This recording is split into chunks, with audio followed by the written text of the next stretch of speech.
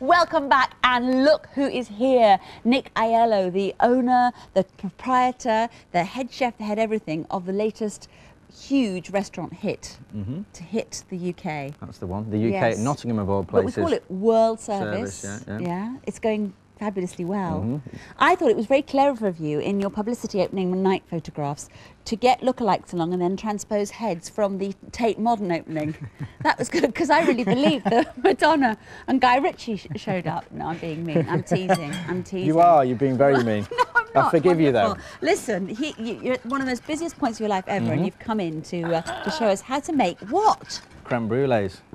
Of course. Peach and raspberry creme brulee. Ooh, a peach and raspberry special. A little bit of a summer twist to it. Ooh, a summer twist. I'll let you get on. Okay. What I'm going to start off with, I've got the egg yolks in here. I'm going to add the sugar to it. And always, when you're adding sugar to egg yolks, make sure you whisk them straight away, because what they tend to do is like cook the egg yolk, you know, like salt does with fish. Right. So you've got to whisk it straight away. You always remember that with ice cream making and anything like that. Just whisk it straight away. The sugar has that effect. I had no idea. Yeah, you know, a lot of people you'll just bang it straight in there, leave it, and not whisk it, and then you get these like little grains in the custard. What causes it. So you just got to whisk it.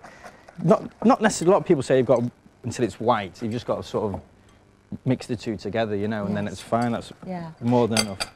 Now, you were here a couple of weeks ago with us before the build-up. Sorry, don't let me stop you cooking. Yeah, it's fine, it's okay. But you've got a bit of a tan since then. That's right. This isn't the build-up to opening a restaurant. Where have you been to? I've been to Switzerland.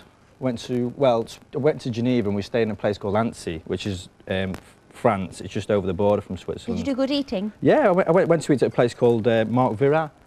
He does all sorts like unusual. He goes picking mushrooms in the hills and unusual herbs which are only grown in that area. It's quite nice. Very expensive though. Did you teach him anything? yeah. So in goes the vanilla. Yeah, the vanilla's in there. What I've done is split it again and scraped it into there so all the grains come out. You know, you get that colour. I'll just bring this up to the boil, as you can see. You can see the grains through there and everything like that. I'll just mix the two. What I want to do, I want to bring it up to heat, because it's going to go in that classic bain-marie, which basically means, you know, water sort of boiler as such. You know, you've got over here, I've got some paper in the bottom, I've got some water which has just been brought up to simmering temperature. Mix the two together, because it's such a delicate thing, the egg yolk and the milk. If you sort of boil it, if I put that straight in the oven without putting any water, it just splits. I've seen the paper, the addition I've never seen. Yeah, it just takes that additional bit of heat away from it. You know, that goes into the oven, then? Yeah, the direct. That's okay, it's not going to kind of catch fire. No, because you've got the water in there. You see the way the water's come up to the side. It's only at a low temperature. You have it about, say, an egg yolk will coagulate at 84 degrees. That's pasteurisation, you know. An egg yolk will coagulate at 84. This man, he's got his restaurant going. He's doing 8 million things, and he knows these facts. Well, there's two ways of doing creme brulees. You can either sort of cook them on the top, you know, like an ice cream, or you can cook them in bain-marie. I prefer this way. You get a more delicate sort of. There is another way. While you pour that out, I'll tell you my big cheats way. You buy one that's ready-made in those foils. You freeze it. This is so naughty. Really? But you get those little dishes, those little ramekin dishes. The ramekin things, like these ones. You take it, once it's frozen hard, you take the foil wrapper off. You put in the bottom of the little ramekin dishes, you put your fruit. Yeah. I don't know, whatever your favourite fruit is. And then you put the frozen ready-made one on top and let it thaw out over the fruit inside one of those. Oh, that sounds interesting. It's very naughty, and you'd never do that in a million years. I wouldn't. I'd never do anything like that. And this is much more edifying. Well, if I did, I couldn't say it, could I? It's edifying. Oh, listen to that. Now what I've got, this is cooked. I've put it in the fridge. It's been in the fridge for about an hour. How long was it in the oven for, did you say? Say about 30 minutes. Right. Yeah. And then what I'm going to do is I've got some demerara sugar on the top. I'm just going to caramelise it. Obviously, that's where the word creme brulee comes from, the burnt cream element. The burning aspect of it. Yeah. How thick is the layer of demerara? It depends whether you want it really crunchy, or if you just want it, you know, slightly caramelised. I've put quite a bit on there. Put, you know, something about that, you know, that much, like sprinkling. Yes. Yeah. Yeah. Whoops. There she's on fire.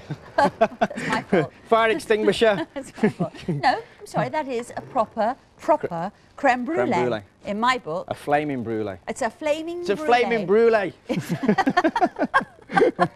Now, if you want any details of how to do that properly, you can find them on pages 250 and 251 on CFN Text. Listen, I'm still going to enjoy every mouthful of that. I'm going to lean forward and get in here. Come on, let's have a taste. Yeah, go around the edge there. I think we need a hammer and chisel to go on this one. No, it's all soft and, oh, it's quite nice actually. Yeah. When you get in first. There you go.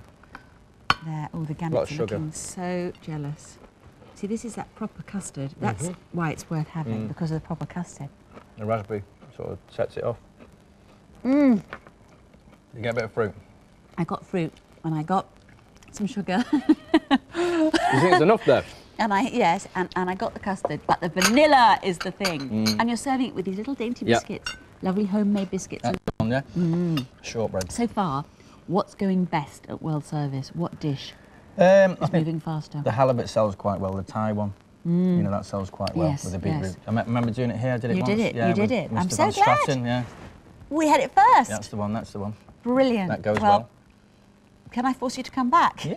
This week even? Yeah, no problem. Excellent, good. We'll see you again in a couple of days' time. But now it is time to rejoin Mark Curry, who continues his culinary tour of the southwest of England.